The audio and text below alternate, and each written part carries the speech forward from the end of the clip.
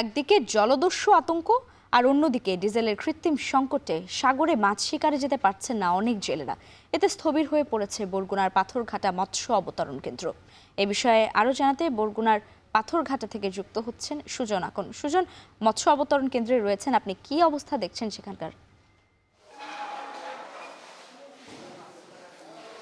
লাইবা, আমি রয়েছি দেশের দ্বিতীয় বৃহত্তম মৎস্য অবতরণ কেন্দ্রে এবং এখানে কিন্তু একদিকে যেমন জলদস্যু, অন্যদিকে তেলের যে তীব্র সংকট, সেই সংকটে কিন্তু এক প্রকার স্থবির হয়ে পড়েছে এই মৎস্য অবতরণ কেন্দ্রটি। এবং এখানে আমি সকাল থেকে দেখতে পেয়েছি এখানে কিন্তু মাছেরও বেশ ঘাটতি দেখা দিয়েছে।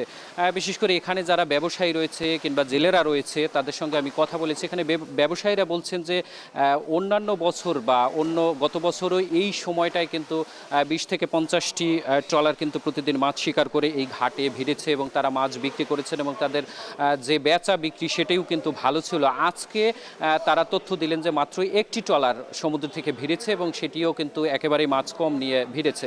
এবং তারা এখানকার যারা জেলেরা রয়েছে তাদের সঙ্গে আমার কথা হয়েছে, তারা বলছেন যে মূলত তেলের একেবারেই এই পাথরঘাটা অঞ্চলে কিন্তু প্রতিদিন 1 থেকে 150 ট্রলার সমুদ্রে মাছ শিকারে যায়, কিন্তু সেই পরিমাণে তেলের চাহিদা কিন্তু তারা পূরণ করতে পারছে না, যার কারণে বেশিরভাগ জেলেরাই কিন্তু সমুদ্রে যেতে পারছে না। অন্যদিকে কিন্তু জলদস্যু আতঙ্ক রয়ে গেছে এবং যেটুকু তেল রয়েছে সেটিও কিন্তু ব্যারেল প্রতি, অর্থাৎ 200 কেজি যে ব্যারেল রয়েছে 200 লিটারের, সেই ব্যারেল প্রতি কিন্তু 4 থেকে 5,000 টাকা বেশি দামে তাদের এই ডিজেল কিনতে হচ্ছে।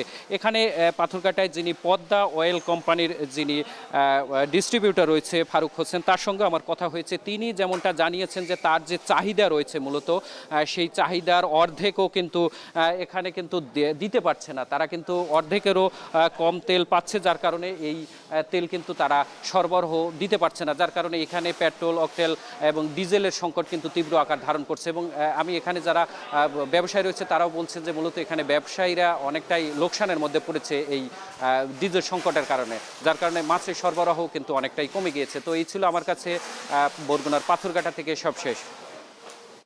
বরগুনার পাথরঘাটা মৎস্য অবতরণ কেন্দ্র থেকে যুক্ত ছিলেন সুজন আকন।